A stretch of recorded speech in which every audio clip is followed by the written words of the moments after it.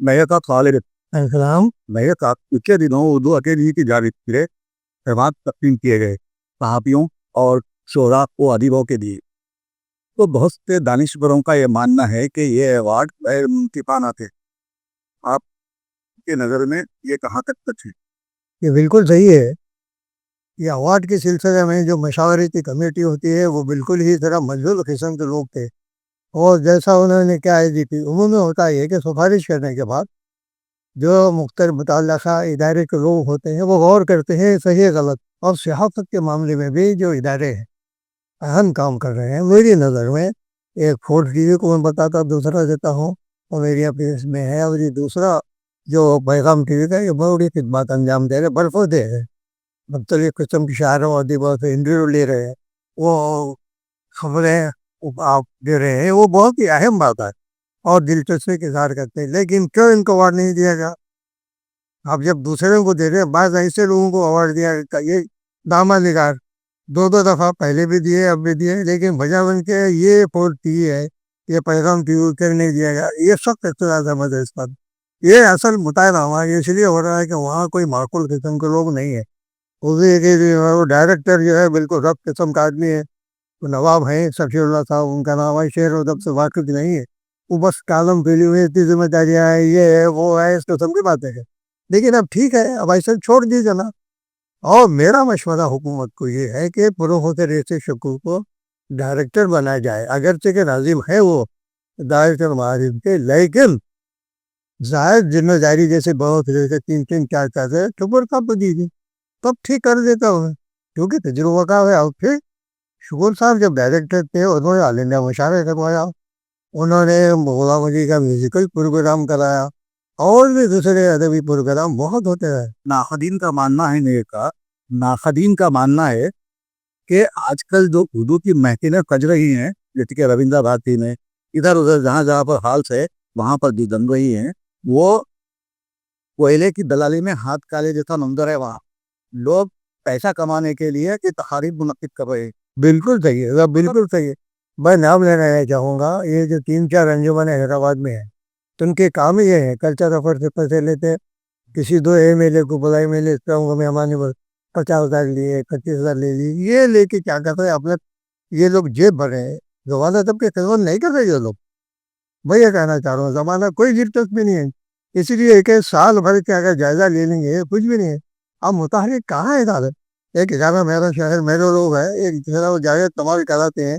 अंजुमन ये रखता है कि मेरी नज़र में ये दो ही इदारे ऐसे हैं जो जिम्मेदारी से कर रहे. बहुत सारे नामा कभी कभी दरमियान में आ जाते हैं लेकिन रेगुलर करने वाले नहीं, ईमानदारी नहीं. और मैं ये बताना चाहूँगा हैदराबाद में हिंदी उर्दू का माहौल शुरू से बेहतर रहा. 50 साल पहले की बात करूँ, नागपाल सिंह वर्मा को उस जमाने में वो हम दोनों मशवरे से मिला के करते थे. और आज गोविंद अक्षर तनहा हिंदी के महफिलें बहुत शानदार तरीके से हिंदी लेके की और गीत जानने की वो कर रहे हैं. और हम खसूसियत से उनको उर्दू जलसे में बुलाते हैं और वो भी उर्दू शायरों को उन्होंने जो इम्तजाज है हिंदी का उर्दू का हैदराबाद में वो ख्याल रखते हैं. अब ऐसे लोग बहुत कम हैं, लेकिन ऐसे लोगों की खतर अफजाई है. अवार्ड ऐसे लोगों को मिलना चाहिए. तेलुगु ने हिंदी में जनाब आप उर्दू के शायरों को बुलाते हैं, ये 50 साल से चला. क्यों इनको उर्दू की रिवाज क्यों अलग समझ दी, जबकि हिंदी हिंदी जो है मिले जुले हम हमारे तकारीब होते हैं. अब इनको अलग नहीं समझना चाहिए. ये सब गलती है उर्दू अकेडमी ये जो कर रहे हैं. अजहरुद्दीन ने कहा है, मिनिस्टर अजहरुद्दीन ने कहा है कि उर्दू की तरक्की के लिए मैं वो सब कुछ करूंगा जो मुझसे हो सकता है. कुछ उम्मीद लगाई जा सकती है अजहरुद्दीन से? अजहरुद्दीन को उर्दू से नावाकिफ है. हाँ, मैं अगर मुझे मौका मिले तो मैं उनसे बात करना चाहूँगा और इस सिलसिले में मैं जवाजे साहब को तावन हासिल करूँगा. उनसे अपॉइंटमेंट लेके हम दोनों पहुँचे और चूँकि जो उर्दू के ये मखलियत बहबूद के जो इंचार्ज हैं वजीर है उनसे मुख्तलिफ सवाल करेंगे. मैं ख्वाहिश करूँगा वाजे साहब अगर मुझसे ताउन करे जब भी करेंगे उनसे तय मिले कि हम पहुँचेंगे मुख्तलिफ सवाल करेंगे.